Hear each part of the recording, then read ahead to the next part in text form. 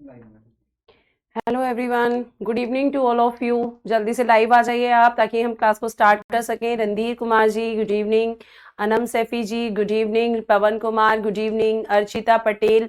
Class क्यों रुकी है? क्लास रुकी नहीं है, क्लास स्टार्ट हो गई है। आप सभी लाइव आ जाइए, फिर हम अपने टॉपिक को कंटिन्यू करते हैं। और आपका जो पिछला टॉपिक चल रहा था, सोर्स ऑफ कॉन्स्टिट्यूशन, संविधान के जो स्रोत हैं, उसको खत्म करके आपका आज का नया टॉपिक होगा शेड्यूल्स, अनुसूचियां। यहाँ से आपके क्वेश्चंस आते हैं, तो इस टॉपिक को भी हम करेंगे। आवाज आ रही होगी आप लोगों को? वॉइस नहीं आ रही है? आवाज तो आनी चाहिए बेटा, आवाज तो आ रही है भाई, सभी लोगों को आवाज आ रही है? आवाज आ रही है सभी लोगों को? No voice? बेटा जी एक बार बताइए, आपको आवाज आ रही है मेरी? बस इतना कमेंट कर दीजिए, यस या नो। ओके, जल्दी जल्दी। हाँ जी, good evening everyone, very very good evening. देखिए, अब आपका जो टॉपिक चल रहा था सोर्स ऑफ प्रीएम्बल, उसमें मैंने आपको ब्रिटेन कॉन्स्टिट्यूशन पढ़ा दिया था। एक बार मैं आपको बता देती हूँ कौन कौन से कंट्रीज मैंने आपको करा दिए हैं। ठीक है, तो मैंने आपको ब्रिटिश संविधान बता दिया था, लास्ट क्लास में मैंने आपको पढ़ाया था। उसके बाद अगर हम बात करते हैं, तो उसके बाद जो है मैंने आपको यहाँ पे देखिएगा आयरलैंड का कॉन्स्टिट्यूशन बता दिया था। ठीक है, उसके बाद अगर बात करते हैं तो संयुक्त राज्य अमेरिका का जो संविधान है, वहां से भी मैंने आपको चीजें बता दी थी बेटा। उसके बाद अगर मैं आपसे बात करती हूं, तो आपका जो है मैंने उसके बाद में संयुक्त राज्य अमेरिका के बाद में आपका नेक्स्ट मैंने आपको बताया था कि आपकी जो ऑस्ट्रेलिया है, समवर्ती सूची ऑस्ट्रेलिया के संविधान से, ये मैंने आपको बता दिया था। ठीक है, कनाडा का संविधान मैंने आपको पढ़ा दिया था। यहाँ पे मैंने लिखा था कि कनाडा का संविधान है ना, ये मैंने आपको पढ़ा दिया था कनाडा का। उसके बाद बेटा जी, कनाडा के बाद में हमने जापान का संविधान पढ़ा था लास्ट क्लास में। और जापान में अगर हम बात करते हैं, तो जापान में मैंने आपको बताया था कि आर्टिकल 21 अनुच्छेद 21 जो है, वो हमने कहां से लिया था? वो हमने जापान से। बेटा स्लो ही पढ़ाऊंगी, अभी मैं आपको सिर्फ इतना बता रही हूं कि ये जो आपकी चीजें हैं यहां तक मैं आपको कंप्लीट करा चुकी हूं, इसलिए मैंने उसको फास्ट बताया है। अब पढ़ाना कहां से है मुझे बेटा आज जो पढ़ाना है वो पढ़ाना है, देखिएगा यहाँ पे, वो मुझे पढ़ाना है आज दक्षिण अफ्रीका के संविधान से। यानी कि जो आपका साउथ अफ्रीका है, ठीक है, जो आपका साउथ अफ्रीका है, वहां से मुझे आज रीड कराना है। तो यहां से हम एकदम स्लो पढ़ेंगे चीजों को। और ये जो मैंने अभी बताया बेटा, ये सब मैं पीछे पढ़ा चुकी हूं, ये पीछे मैं आपको पढ़ा चुकी हूं। ठीक है, अब मेरी बात को ध्यान से सुनेंगे और ध्यान से बातों को सुनिएगा। अगर मैं साउथ अफ्रीका या दक्षिण अफ्रीका के संविधान की बात करती हूं, जो कि आपका अगला देश है, ठीक है, तो आपका यहां से क्या क्या लिया गया है? संविधान संशोधन की पद्धति ली गई है। यानी कि यहां से लिया गया है आपका कॉन्स्टिट्यूशन अमेंडमेंट। ठीक है, इसको आप बोल सकते हैं method of constitution amendment. Method of constitution amendment, संविधान संशोधन की पद्धति, है ना। ये आपका हमने कहां से लिया है? तो आप बोलेंगे कि मैम इसको हमने साउथ अफ्रीका से लिया है, इसको हमने दक्षिण अफ्रीका से लिया है। ठीक है, दक्षिण अफ्रीका से लिया है। और बेटा एक चीज और ध्यान रखना कि ये मेथड ऑफ कॉन्स्टिट्यूशन अमेंडमेंट जो है, मेथड ऑफ कॉन्स्टिट्यूशन अमेंडमेंट, ठीक है, मेथड ऑफ कॉन्स्टिट्यूशन अमेंडमेंट, ये जो आपका संविधान संशोधन की जो पद्धति है, ये आपको ध्यान रखना है कि ये मैं आपको पहले भी बता चुकी हूं कि संविधान में अगर हम बात करते हैं, तो बेटा आपका जो संविधान है, ठीक है, इसमें मेरे बच्चे जो संशोधन किया जाता है, जो अमेंडमेंट किया जाता है, वो कौन करता है? संशोधन मैम संसद करती है। पार्लियामेंट हमारे कॉन्स्टिट्यूशन को अमेंड कर सकती है। अब ये आपका कि भाई पार्लियामेंट अमेंड कर सकती है, लेकिन पार्लियामेंट कैसे अमेंड करेगी, पार्लियामेंट कैसे अमेंडमेंट करेगी, ये कौन बताएगा? ये आपका संविधान संशोधन का मेथड बताएगा। और ये मेथड हमने कहां से लिया है? तो मैम साउथ अफ्रीका से या दक्षिण अफ्रीका से हमने लिया है। क्लियर है? यहां से हमने ये लिया। उसके अलावा राज्यसभा के सदस्यों का निर्वाचन, ठीक है, राज्यसभा के सदस्यों का निर्वाचन, यानी कि आपकी जो राज्यसभा है, ठीक है, आप शॉर्ट में याद करेंगे जो राज्यसभा है, राज्यसभा क्या होता है, तो मैंने आपको बताया है कि राज्यसभा संसद का एक भाग होता है, सॉरी सदन होता है, या कह सकते हैं कि भाग भी होता है। अगर भाग बोलेंगे तो 3 होगा, लेकिन अगर सदन बोलेंगे तो 2 होगा। तो संसद का एक सदन जो है, अगर आपको ध्यान से मेरी बात सुननी है, तो आपका जो राज्यसभा है ये संसद का एक सदन है। अब इस राज्यसभा में कौन होता है, इसमें सदस्य होते हैं, इसमें मेंबर्स होते हैं, ठीक है। तो ये जो सदस्य होते हैं, ये जो मेंबर्स होते हैं, अगर हम इनकी बात करते हैं तो इनका निर्वाचन, सदस्यों का जो निर्वाचन है, आपके जो मेंबर्स हैं इनका जो निर्वाचन है वो कैसे होगा, इनका इलेक्शन कैसे होगा, ये हमने कहां से लिया है, तो ये हमने साउथ अफ्रीका से। तो बेटा जी रिपीट करते हैं, अगर हम बात करते हैं साउथ अफ्रीका से क्या क्या लिया है, तो मैम कॉन्स्टिट्यूशन अमेंडमेंट, संविधान संशोधन, और क्या लिया है, तो राज्यसभा, अगर हम बात करें तो राज्यसभा के सदस्यों का जो निर्वाचन है, राज्यसभा के मेंबर्स का जो इलेक्शन है वो हमने लिया है। क्लियर है, आगे सुनिए। नेक्स्ट हमें क्या बात करनी है बेटा, नेक्स्ट हम इसमें बात करने वाले हैं, ध्यान से सुनना, सोवियत संघ, यानी कि जो रूस है, जिसको सोवियत संघ को हम यूएसएसआर, आप ये याद रखिएगा कि ऑप्शन जब पूछा जाएगा, ठीक है, अगर ऑप्शन जब पूछा जाएगा तो ऑप्शन ये होगा कि भाई आपका, हमने जो फंडामेंटल ड्यूटीज हैं इनको क्या बोलेंगे हम, फंडामेंटल ड्यूटीज, ठीक है, इसको क्या बोलेंगे हम, फंडामेंटल ड्यूटीज। ध्यान से सुन लीजिए चीजों को, तभी याद होगा। अगला कंट्री आपका रशिया है, रूस है। तो हमारे संविधान में मौलिक कर्तव्य हैं, मूल अधिकार कहां से लिए हैं, तो वो यूएसए से लिए हैं। डीपीएसपी कहां से लिए हैं, आयरलैंड से लिए हैं। लेकिन अगर हम बात करें कि फंडामेंटल ड्यूटीज कहां से ली हैं, मौलिक कर्तव्य कहां से लिए हैं, तो आप आंसर करेंगे कि मौलिक कर्तव्यों को मैम हमने रशिया या फिर यूएसएसआर से लिया है। जयराम कुमार जी, पॉलिटी से आपके 4 से 5 क्वेश्चंस एग्जाम में आते हैं, ठीक है, 4 से 5 क्वेश्चन आते हैं बेटा, ध्यान रखिएगा, ठीक है। उसके बाद अगर हम बात करते हैं तो देखो यहां क्या लिखा है, प्रस्तावना में न्यायिक आदर्श। मैंने आपको प्रीएम्बल पढ़ाया है, मैंने आपको प्रस्तावना पढ़ाया है। अब ध्यान से सुनना, एक बार फिर से रिवाइज कराती हूं। अगर मैं बात करती हूं आपसे रशिया की, ठीक है, रशिया कह लो या रूस कह लो, या फिर मेरे बच्चे आप इसको क्या कहते हैं, यूएसएसआर, इनमें से कोई एक ऑप्शन एग्जाम में होगा। तो हमने यहां से क्या क्या लिया है, तो मैम एक तो हमने यहां से फंडामेंटल ड्यूटीज को लिया है, फंडामेंटल ड्यूटीज, जिनको हम क्या कहते हैं, जिनको हम बच्चा मौलिक कर्तव्य कहते हैं, फंडामेंटल ड्यूटीज कहते हैं, ये हमने लिया है। उसके अलावा मैंने बेटा आपको क्या पढ़ाया था, मैंने आपको प्रस्तावना पढ़ाया था, मैंने आपको प्रीएम्बल पढ़ाया था, है ना, मैंने आपको क्या पढ़ाया था, प्रीएम्बल, प्रस्तावना। और इस प्रीएम्बल में मैंने आपको बेटा जी बताया था कि प्रीएम्बल में 3 न्याय हैं। कितने न्याय बताए थे, कितने आपको जस्टिस बताए थे, तो मुझे कमेंट बॉक्स में आंसर चाहिए कि प्रीएम्बल में 3 न्याय कौन कौन से हैं, प्रीएम्बल में 3 न्याय कौन कौन से हैं। बेटा इस क्वेश्चन का मैं आंसर दे चुकी हूं कि पॉलिटी में आपके 4 से 5 क्वेश्चंस आते हैं। और कुछ बच्चे कह रहे हैं कि मैम एक्सप्लेनेशन करो हर चीज को, तो ये भी मैं आपको पहले बता चुकी हूं कि फिलहाल आपको ये याद करना है, फिर आपके सारे चैप्टर्स जो हैं उनको मैं थ्योरेटिकल वे में पढ़ाऊंगी, तब आपके सारे क्वेश्चंस के आंसर दूंगी। अब मैं आपको सोर्स पढ़ा रही हूं तो आप प्रेसिडेंट से क्वेश्चन कर रहे हो, पार्लियामेंट से क्वेश्चन कर रहे हो, सुप्रीम कोर्ट पूछ रहे हो, हाई कोर्ट पूछ रहे हो, है ना। रशिया और रूस में अलग अलग है, नहीं, मैंने इंग्लिश में इसको लिखा है रशिया और हिंदी में लिखा है रूस, अलग अलग थोड़ी हिंदी इंग्लिश लिखी है।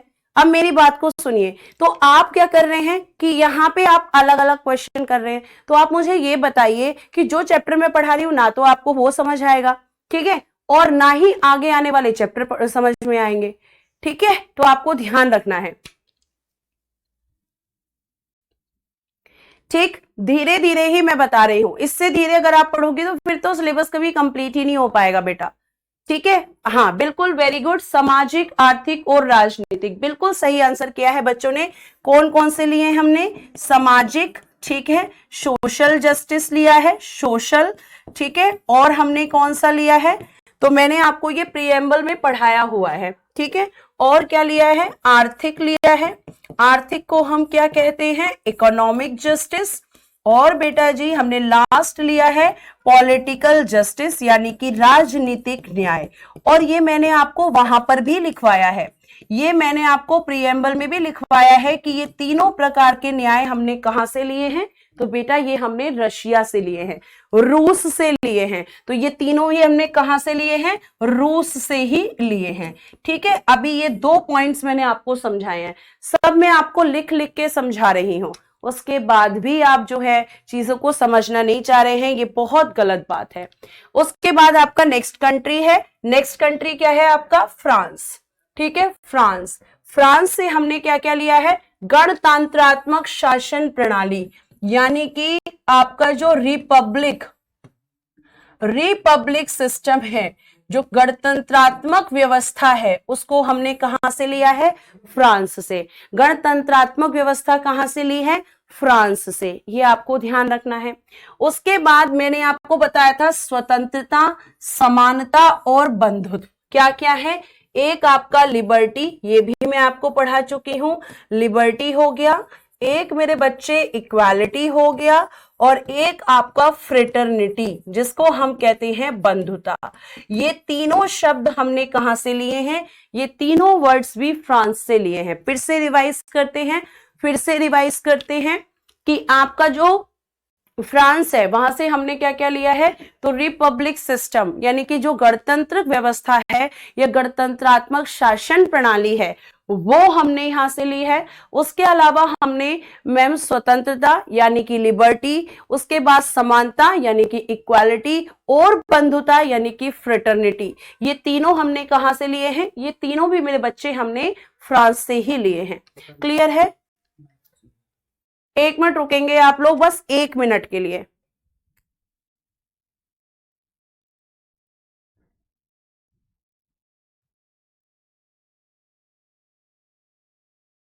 ठीक है, तो ये आपको ध्यान रखना है। उसके बाद अगर हम बात करते हैं तो अब आता है आपका जर्मनी का संविधान। किसका संविधान रीड करना है? जर्मनी का संविधान। ठीक है, इसको मैं स्टेट्स को जो है आपको अंडरलाइन कर दे रही हूँ। जर्मनी का जो संविधान है वहां से हमने क्या लिया है? तो यहां से बेटा जी हमने इमरजेंसी प्रोविजन लिए हैं। क्या लिया है? इमरजेंसी प्रोविजन, जिसको हम कहते हैं आपातकालीन उपबंध। अब मेरी बात को ध्यान से सुनना, ठीक है। आपातकालीन उपबंध हमने कहां से लिए हैं? जर्मनी से। अब मेरी बात को ध्यान से सुनना, अगर मैं आपातकाल की बात करती हूं, थोड़ा सा मैं आपको यहां बता देती हूं, आपातकाल या फिर मेरे बच्चे में इमरजेंसी की बात करती हूं। इमरजेंसी, आपातकाल आपके देश में बेटा 3 तरह के होते हैं। कितने हैं? 3 तरह के आपातकाल होते हैं। ये तीनों आपातकाल में अगर हम बात करें तो एक बच्चा होता है राष्ट्रीय आपातकाल। ठीक है, राष्ट्रीय आपातकाल, जिसको हम बोलते हैं नेशनल इमरजेंसी। क्या बोलते हैं? National emergency. ठीक है, और ये जो नेशनल इमरजेंसी है ये आर्टिकल 352 में है। ठीक है, एक है आपका राष्ट्रपति शासन। एक क्या है? राष्ट्रपति शासन, जिसको हम बोलते हैं प्रेसिडेंशियल रूल। क्या बोलते हैं? Presidential rule. ठीक है, प्रेसिडेंशियल रूल, राष्ट्रपति शासन, और ये होगा आपका आर्टिकल 356 में। क्लियर है? 356 में। और एक होता है मेरे बच्चे जिसको हम बोलते हैं वित्तीय आपातकाल, जिसको हम बोलते हैं फाइनेंशियल इमरजेंसी। ठीक है, जिसको हम बोलते हैं फाइनेंशियल इमरजेंसी, यानी कि जिसको हम बोलते हैं वित्तीय आपातकाल। और ये बेटा जी कहां से लिया है? तो ये आर्टिकल 360 में है। ये अनुच्छेद 360 में है। तो क्वेश्चन आएगा कि ये तीनों आपातकाल कहां से लिए गए हैं, ये जो तीनों इमरजेंसी हैं कहां से ली गई हैं, तो जर्मनी के संविधान से। कहां से ली गई हैं, जर्मनी के संविधान, सॉरी यहां पे लिखा हुआ है पीछे, जर्मनी के संविधान से। क्लियर है, जो आपको ध्यान रखना है। पीछे की क्लासेस कहां मिलेंगी, पीछे की क्लासेस आपको ध्यान रखना है कि आपके एप्लीकेशन पर ही मिलेंगी, ठीक है। उसके बाद अगर हम बात करते हैं तो एक आपका एक्ट है भारत शासन अधिनियम 1935, ठीक है। ये मैंने आपको स्टार्टिंग में ही बताया था कि आपका ये जो एक्ट है, ये आपका एक्ट ऑफ 1935 1935 का जो अधिनियम है, इस एक्ट से हमने 250 आर्टिकल्स, कितने आर्टिकल्स, 250 आर्टिकल्स की अगर हम बात करते हैं तो हमने एज इट इज लिए हैं, या कुछ हमने इनमें चेंजेस के साथ लिए हैं। कैसे लिए हैं, कुछ हमने एज इट इज लिए हैं और कुछ चेंजेस के साथ लिए हैं। लगभग 250 आर्टिकल्स हमने एज इट इज यहां से उठाए हैं। तो आपका एक क्वेश्चन आता है कि अगर मैं आपसे बात करूं तो यहां से क्वेश्चन क्या आएगा, क्वेश्चन क्या आता है, ध्यान से सुनना। भारतीय संविधान पर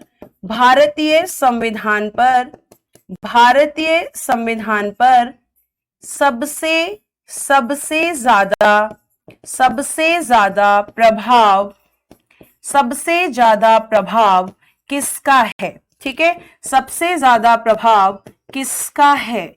तो आपको ध्यान रखना है बेटा कि इसका आंसर होगा एक्ट ऑफ 1935, ठीक है, 1935 का अधिनियम, यानी भारत शासन अधिनियम 1935 की अगर हम बात करते हैं तो आपका सबसे ज्यादा प्रभाव आपके संविधान पर इसी अधिनियम का पड़ा है। तो ये आपके 3 कंट्रीज थे, ये 10 कंट्रीज थे, 10 देश थे टोटल, जिनका मैंने आपको बताया है, जिनको सारी चीजें मैंने आपके बताई हैं, ध्यान रखिएगा, ठीक है, ये आपको ध्यान रखना है। और आगे ध्यान से सुनना कि अगला आपका जो चैप्टर होगा, ठीक है, बीच बीच में मैं इससे भी क्वेश्चंस पूछती रहूंगी कि आपका मैंने जो पढ़ाया है कि हमने कितने आर्टिकल्स एक्ट ऑफ 1935 से लिए हैं, हमने इमरजेंसी प्रोविजन कहां से लिया है, अमेंडमेंट प्रोसीजर कहां से लिया है, ये सारी चीजें मैं आपको बताऊंगी, ठीक है। अब ध्यान से सुनना, अगर हम बात करते हैं तो आपका नया टॉपिक क्या है, अनुसूचियां, जो आज आपके थंबनेल पर है। अनुसूचियां, जिसको हम बोलते हैं शेड्यूल्स, अनुसूचियां या जिसको हम बोलते हैं शेड्यूल्स, इनके बारे में जरा ध्यान से करना, ठीक है, ठीक है। अब देखिए, बच्चे कुछ ऐसे हैं, मैं बेटा उन बच्चों के कमेंट्स एकदम नहीं लेने वाली हूं जो टॉपिक से हट के क्वेश्चन करेंगे। हाँ, आप टॉपिक से क्वेश्चन करेंगे, मैं जरूर आपको समझाऊंगी, ये मेरा काम है। लेकिन अभी मैं शेड्यूल्स पढ़ा रही हूं, आप parliament, president, supreme court, high court पूछने लग जाएंगे तो फिर कैसे चलेगा, फिर तो नहीं चलेगा, है ना। तो अब ध्यान से सुनिएगा, शेड्यूल्स, अनुसूचियां, ये आपका नया टॉपिक है। इससे पहला क्वेश्चन क्या आएगा, मूल संविधान में, ठीक है, मूल संविधान में क्या पूछा जाएगा, अनुसूचियों की संख्या,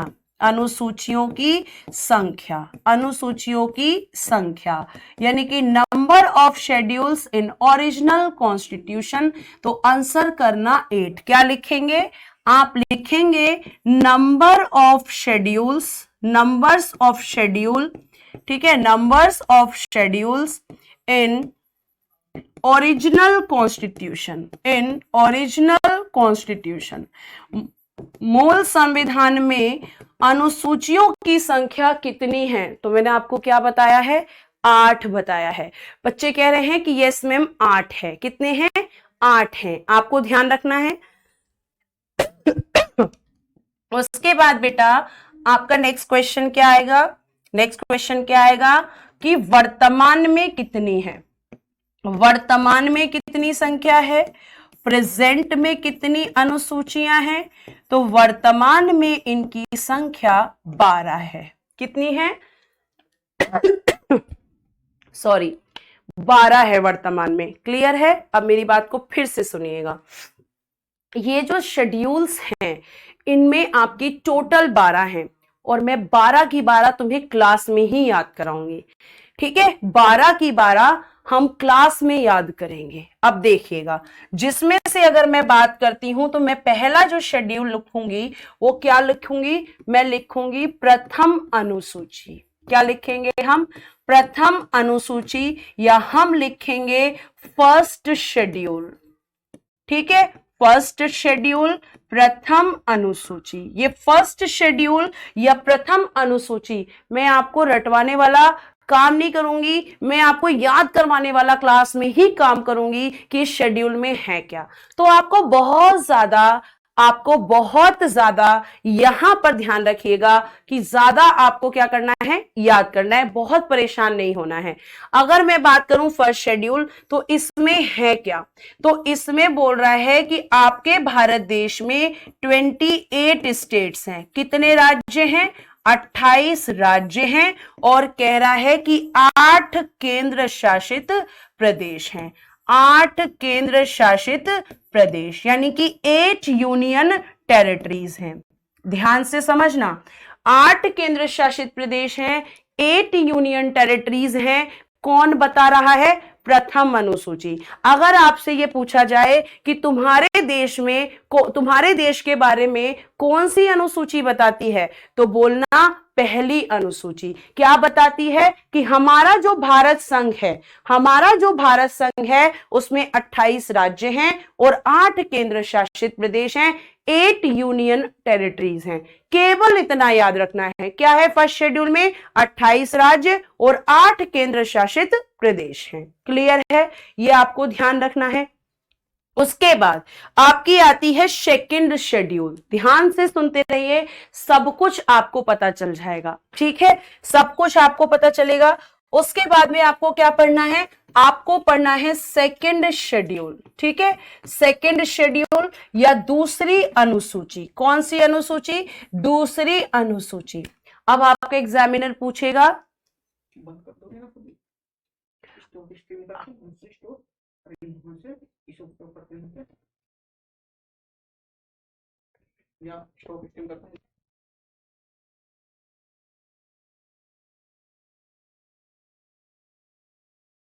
ये आपको ध्यान रखना है।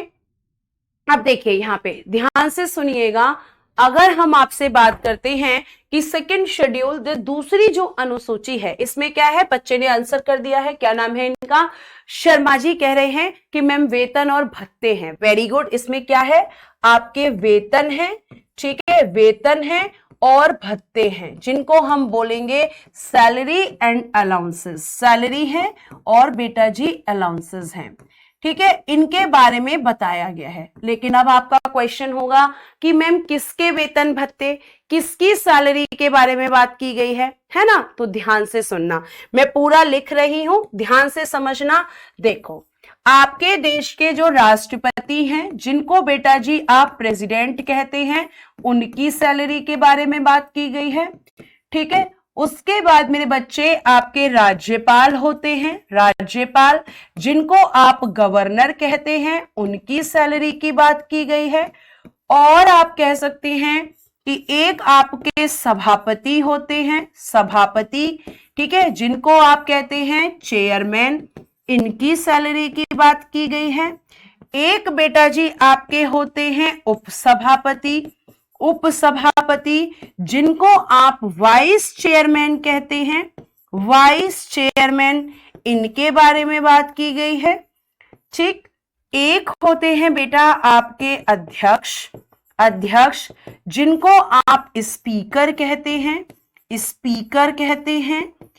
ठीक है, ध्यान से सुनते रहो, सब समझ में आएगा। और जो याद करना है ना, वो भी मैं तुम्हें बार बार याद कराऊंगी। कुछ बच्चे थर्ड शेड्यूल पे भी पहुंच गए कि मैम ओथ है। ठीक, उसके बाद में एक आपके होते हैं उपाध्यक्ष। उपाध्यक्ष, जिनको आप कहते हैं डेप्यूटी स्पीकर। Deputy speaker. ठीक है, और उसके अलावा बेटा जी अगर हम बात करते हैं तो एक होते हैं आपके भारत का नियंत्रक एवं महालेखा परीक्षक, नियंत्रक एवं महालेखा परीक्षक, जिनको शॉर्ट में आपने सुना होगा कैग। क्या सुना होगा आपने? कैग सुना होगा। इसकी फुल फॉर्म होती है comptroller auditor general, comptroller and auditor general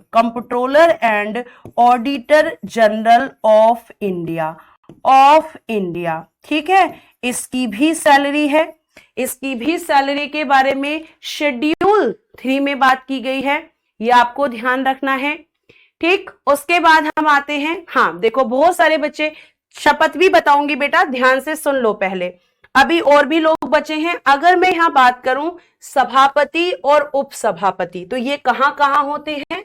ये बेटा एक तो राज्यसभा में होते हैं और मेरे बच्चे स्टेट में विधान परिषद में होते हैं।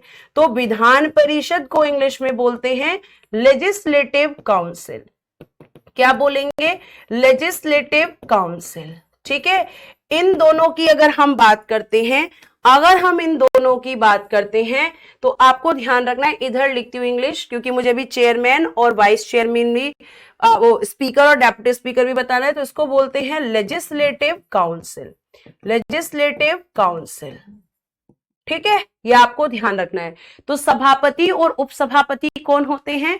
ये आपके राज्यसभा में भी होते हैं और आपके विधान परिषद में भी होते हैं। फिर आपके आते हैं अध्यक्ष और उपाध्यक्ष। ये बेटा आपके लोकसभा में भी होते हैं और मेरे बच्चे ये विधानसभा में होते हैं। कहां पर होते हैं?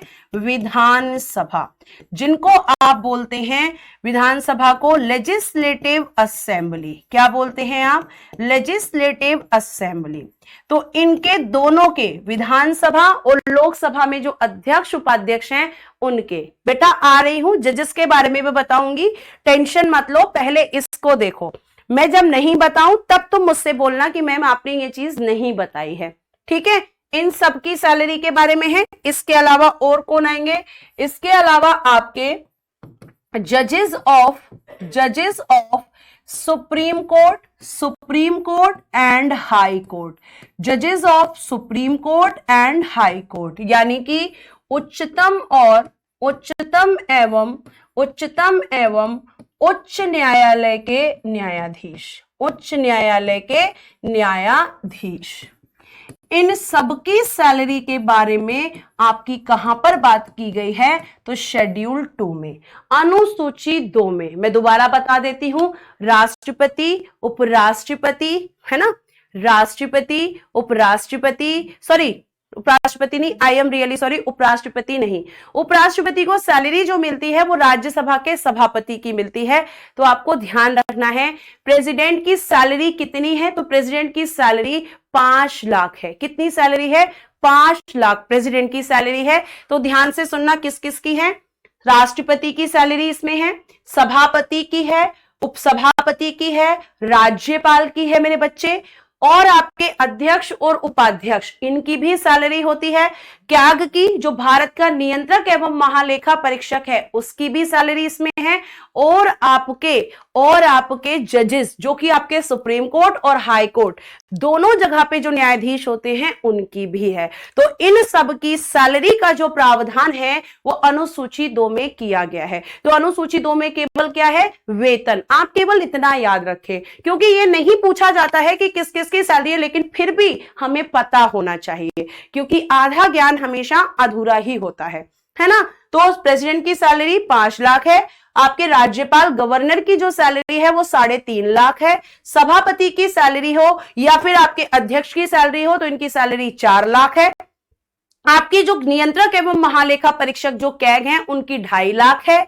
और अगर हम बात करते हैं सुप्रीम कोर्ट की, तो सुप्रीम कोर्ट में जो सीजीआई होते हैं उनकी 2,80,000 है। और सुप्रीम कोर्ट में जो अन्य न्यायाधीश होते हैं उनकी 2,50,000 है। क्लियर है।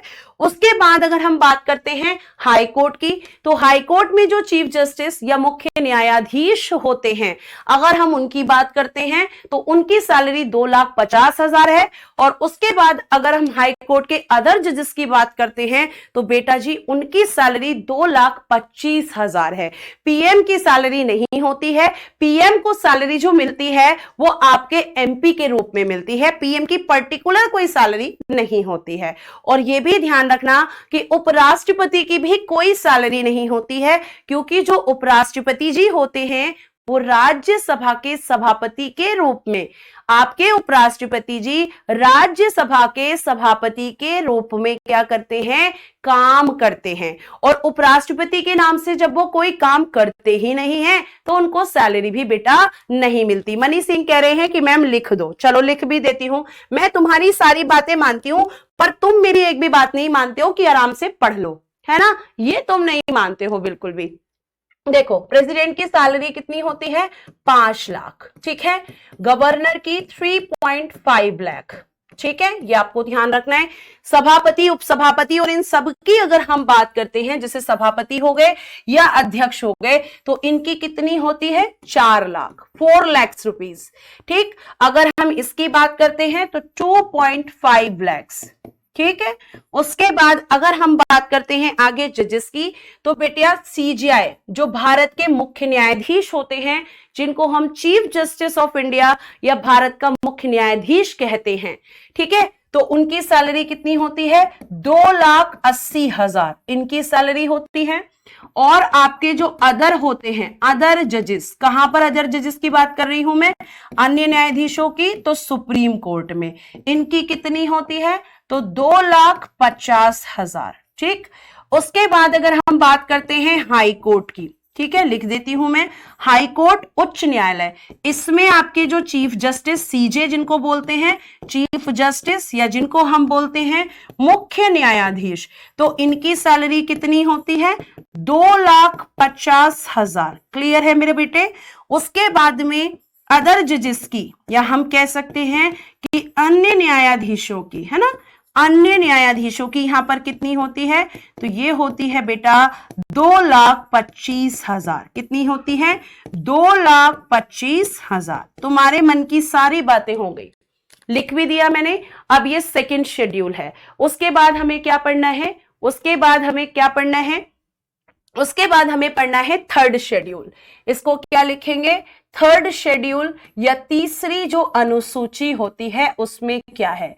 तो केवल आपको क्या याद रखना है कि मैम इसमें शपथ होती है, शपथ होती है, इसमें ओथ होती है। क्लियर है बेटा। किस किस की ओथ मैम इसमें होती है, किस किस की शपथ अनुसूची 3 में होती है, ये तो हमें पता चल जाता है, लेकिन एग्जामिनर एक क्वेश्चन और पूछता है। 1,80,000 तो मैंने कहीं लिखा ही नहीं है, 1,80,000 तो बेटा मैंने कहीं लिखा ही नहीं है ना, कहीं नहीं लिखा है। अब ध्यान से सुनिएगा जी, ये मंथली सैलरी है जो आपको बताई जा रही है, पूरे साल की नहीं है बेटा, ये मंथली सैलरी है, ठीक है। अब देखो शपथ किस किस को मिलती है, पहले मैं ये बता देती हूं, और किस किस की शपथ इसमें नहीं होती है फिर मैं वो बता दूंगी। अब मेरी बात को ध्यान से सुनो। शपथ आपकी किस किस की होती है, ध्यान से सुनना। एक तो आपके जो मिनिस्टर्स होते हैं, ठीक है, मिनिस्टर्स जिनको आप कहते हैं मंत्री, इनकी शपथ, मिनिस्टर में 2 तरह के मिनिस्टर होते हैं। एक आपके राज्य मंत्री होते हैं, पहले लिखेंगे हम संघीय मंत्री, यानी कि यूनियन मिनिस्टर्स, संघीय मंत्री बेटा जी यूनियन मिनिस्टर्स, यूनियन मिनिस्टर्स।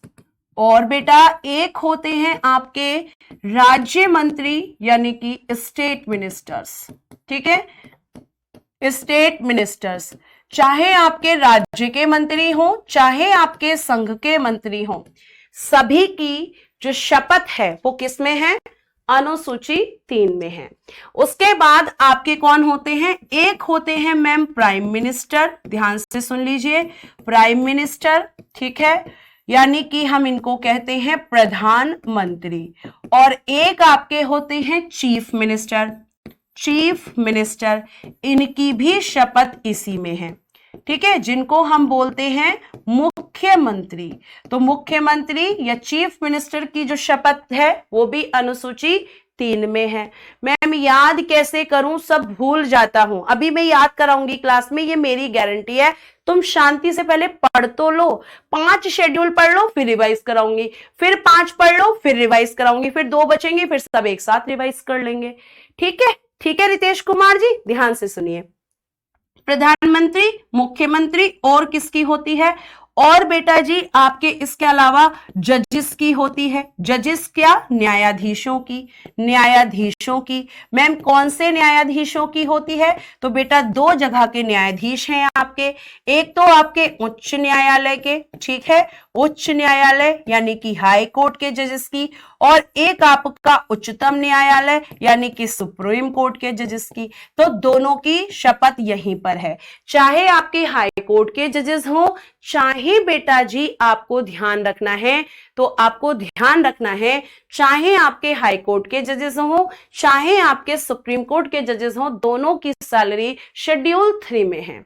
ठीक है, उसके बाद आपके और किसकी? कैग की। अब मैं यहाँ पे सिर्फ कैग लिखूंगी क्योंकि मैंने फुल फॉर्म मेरे बच्चे देखो यहाँ पीछे लिखी हुई है। तो कैग की भी सैलरी कहां पर है? कैग की भी सैलरी इसी में है। सॉरी, कैग की शपथ भी इसी में है, जो मैं आपको 3rd शेड्यूल बता रही हूं। तो 3rd शेड्यूल में मिनिस्टर्स की है, ठीक है, उसके बाद आपके प्राइम मिनिस्टर, चीफ मिनिस्टर, जजेस, कैग। उसके बाद और कौन बचता है? उसके बाद देखो आप बोलोगे कि मैम एमपीज की कहां पर है? एमपीज, एमपीज को बोलते हैं मेंबर ऑफ पार्लियामेंट या संसद का सदस्य। ठीक है, संसद का सदस्य बोलते हैं।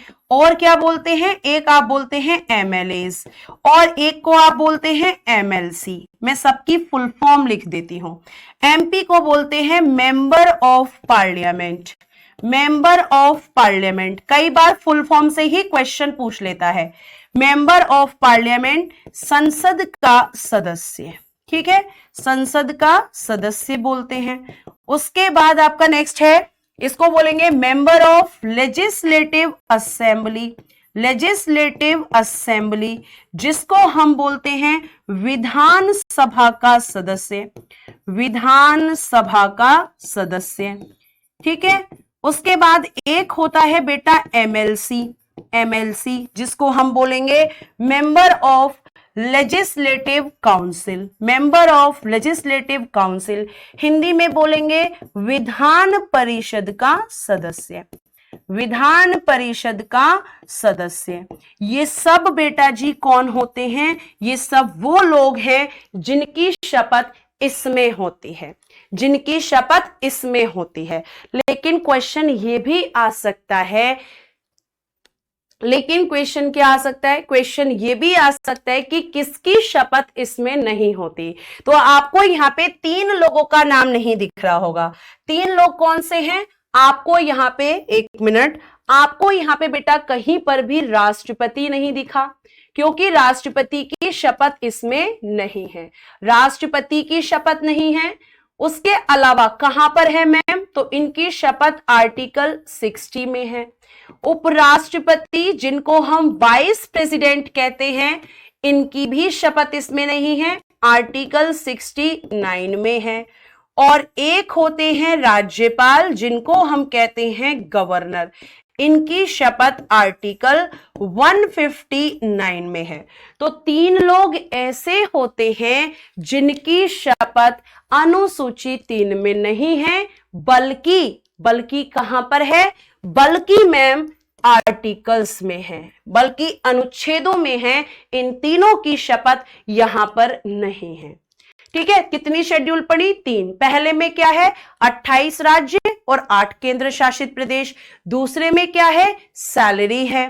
ठीक है, दूसरे में क्या है? सैलरी है। और तीसरे में क्या है? तो मैम तीसरे में हमारी शपथ है। अभी तक केवल मैंने आपको इतना पढ़ाया है।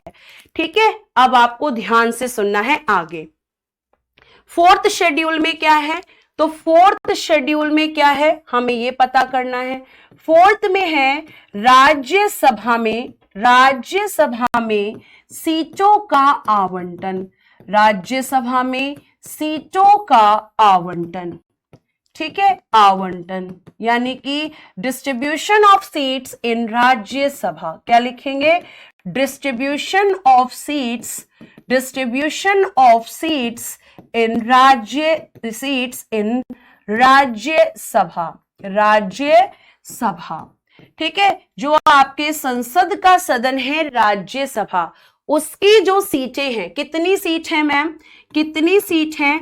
तो वर्तमान में बेटा जी इसकी जो सीट है, इसकी जो सीट है वो टोटल कितनी है, कुल कितनी सीट है? तो लिख देना 245। कितनी है? 245।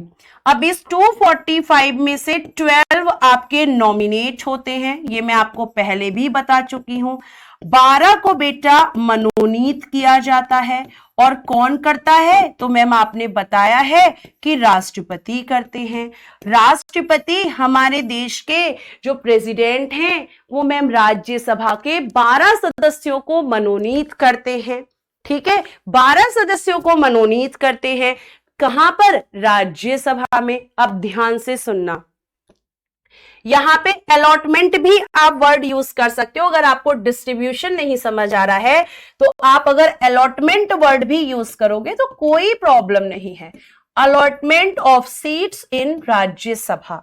ठीक है, तो आपकी कितनी? 245 है। 245 में से तो 12 नॉमिनेट हो गए। अब आप 245 में से जो 12 नॉमिनेट होते हैं उनको माइनस करो, तो कितने हैं? 233 बची। तो ये जो 233 आपकी जो सीट होती हैं, ये आपके कितने राज्यों को दी गई हैं?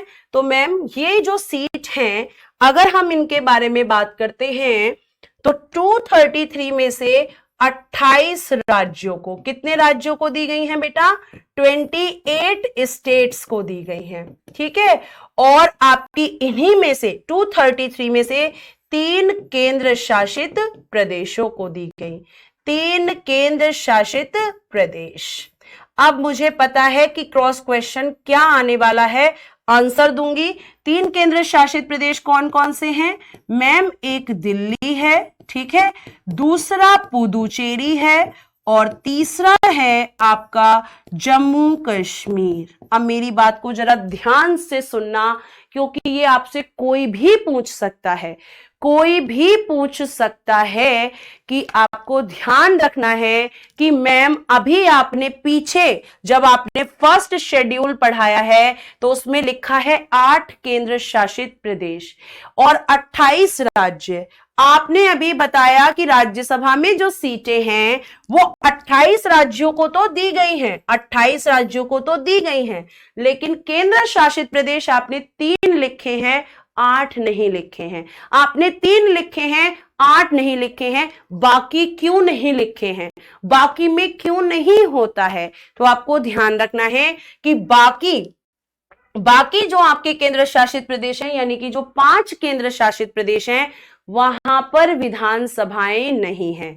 वहां पर क्या नहीं है? नोट डाल के लिखना, नोट। यहां पे मैं लिख दे रही हूं कि 5 अन्य केंद्र शासित प्रदेशों में, ठीक है, 5 अन्य केंद्र शासित प्रदेशों में विधानसभाएं यानी कि लेजिस्लेटिव असेंबलीज, विधानसभाएं नहीं हैं। और क्योंकि यहां पर नहीं है, यहां पे लेजिस्लेटिव असेंबलीज नहीं है, इसलिए इनको राज्यसभा में भी सीटें नहीं हैं। राज्यसभा में भी सीटें नहीं हैं। अब राज्यसभा में कितनी सीट किस स्टेट को है, कितनी आपकी अगर हम बात कर देते हैं तो आपको ध्यान रखना है कि कितनी दिल्ली की है, कितनी पुदुचेरी की है, कितनी यूपी की है, कितनी बिहार की है, कितनी किसकी है, ये मैं बताऊंगी जब मैं तुम्हें राज्यसभा पढ़ाऊंगी। केंद्र शासित प्रदेश का मतलब है, अभी आपको केवल याद रखना है कि केंद्र शासित प्रदेश अगर तुम सिर्फ जानना चाहते हो तो मैं लिख देती हूं 8 यूनियन टेरिटरीज। 8 केंद्र शासित प्रदेश कौन कौन से हैं? तो बेटा एक आपका दिल्ली है, ध्यान से सुनना, दूसरा मेरे बच्चे आपका पुदुचेरी है, तीसरा मेरे बच्चे जम्मू कश्मीर है, चौथा आपका अंडमान एंड निकोबार है, अंडमान एंड निकोबार, ठीक है। उसके बाद आपका एक जो है अंडमान निकोबार, एक आपका लद्दाख है, लद्दाख, ठीक, एक लद्दाख है। उसके बाद अगर हम बात करते हैं तो एक आपका लद्दाख, एक आपका जो है लक्षद्वीप है, लक्षद्वीप, ठीक, लक्षद्वीप है। एक मेरे बच्चे आपका जो है दादर नागर हवेली, दादर नागर हवेली, हवेली एंड दमन द्वीप, एंड दमन द्वीप, याद रखना इनका नाम। और उसके बाद हम बात करते हैं तो एक आपका चंडीगढ़ है। ये 8 आपके केंद्र शासित प्रदेश हैं। इनमें से केवल इन 3 में ही क्या है, इन 3 में ही विधानसभा है, इन 3 में ही लेजिस्लेटिव असेंबली है, लेजिस्लेटिव असेंबली। और यही कारण है कि केवल इन्हीं तीनों को राज्यसभा में सीट्स हैं, क्योंकि किसी भी राज्य या केंद्र शासित प्रदेश को सीट तभी मिलेगी राज्यसभा में जब उसके पास में लेजिस्लेटिव असेंबली होगी, जब उसके पास में विधानसभा होगी। बाकी में विधानसभा नहीं है, इसलिए बाकी को सीट भी नहीं है। पहले शेड्यूल में क्या था मैम, संघ और उसका राज्य क्षेत्र, मतलब 28 राज्य और 8 केंद्र शासित प्रदेश। दूसरे में क्या था मैम, दूसरे में वेतन था। तीसरे में क्या था, शपथ थी। चौथे में क्या था, तो मैम चौथे की अगर हम बात करते हैं तो 4th शेड्यूल में राज्यसभा में सीटों का आवंटन है। 5वें में क्या है, 5th शेड्यूल में क्या है, 5th की अगर हम बात करते हैं कि 5th शेड्यूल में क्या है, तो 5th में क्या है, 5th में 2 लोगों की बात की गई है, एक तो एससी और एक एसटी। एससी को बोलते हैं शेड्यूल कास्ट, इसको हिंदी में बोलते हैं अनुसूचित जाति, अनुसूचित जाति, क्लियर है। और बेटा आपके एसटी को बोलते हैं अनुसूचित जनजाति, अनुसूचित जनजाति, ठीक है। एक को आप बोलते हैं शेड्यूल कास्ट, एक को आप बोलते हैं शेड्यूल ट्राइब्स, शेड्यूल कास्ट और शेड्यूल ट्राइब्स, क्लियर है। इन दोनों के आपके जो क्षेत्र हैं, क्षेत्र को हम क्या बोलेंगे, एरिया। इन दोनों के क्षेत्र या एरिया का प्रशासन, प्रशासन एवं नियंत्रण, क्या क्या दे रखा है, प्रशासन एवं नियंत्रण, यानी कि administration and control, administration and control, administration and control, प्रशासन एवं नियंत्रण। ये आपको ध्यान रखना है, किसका प्रशासन और नियंत्रण, क्षेत्रों का। कहां पे, एससी और एसटी का, एससी और एसटी का। बेटा बस 2 मिनट, 8:05 पे क्लास छोड़ दूंगी, ध्यान से सुन लो, ठीक है, ध्यान से सुन लो। उसके बाद अगर हम 6th की बात करते हैं, बस 6th आपका लास्ट होगा क्योंकि इसी से कनेक्टेड है। अब 6th वाले में ध्यान रखना, 6th वाले में आपको एक ट्रिक याद रखनी है। एटीएम में आप एटीएम से क्या निकालने जाते हो, पैसा निकालने जाते हो। तो एटीएम की अगर हम बात करते हैं तो ए फॉर असम, ठीक है, टी फॉर अगर हम बात करते हैं तो त्रिपुरा, एम फॉर अगर हम बात करते हैं तो मेघालय, और अगर हम एम फॉर अगेन बात करते हैं तो मिजोरम। तो ये जो आपके 4 राज्य हैं, इनमें जो आपके एसटी हैं, या कह सकते हैं कि जो शेड्यूल ट्राइब्स हैं, जो अनुसूचित जनजातियां हैं, केवल उनकी बात की गई है। और यहां पर भी क्या, प्रशासन एवं नियंत्रण, प्रशासन एवं नियंत्रण, एडमिनिस्ट्रेशन एंड कंट्रोल, कहां पे, इनके क्षेत्रों का, इनके एरियाज का। तो केवल हमें बस इतना याद रखना है। आज मैं इतना ही कर देती हूं, आप बायो की क्लास लीजिए, ये आपको दोबारा कल रिवाइज करवाऊंगी, इसको क्लास को देखना, कल यहां से क्वेश्चन लूंगी। और कल आपका चैप्टर होगा यूनियन एंड इट्स टेरिटरी, संघ और उसका राज्य क्षेत्र, आप पढ़ के आइएगा, ठीक है। Thank you so much, good night all of you, take care.